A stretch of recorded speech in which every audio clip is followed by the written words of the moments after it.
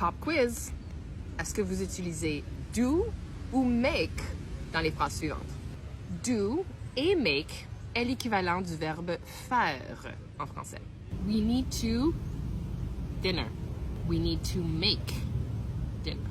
I my laundry every Friday. I do my laundry every Friday. Birds, their nest in the spring. Birds make their nest in the spring. I have a big announcement to make. The professor, his research on the behavior of children. The professor does his research on the behavior of children. They always their best work under pressure. They always do their best work under pressure. Is that you? How did you do? Quel a été votre résultat? J'espère très bon. À la prochaine!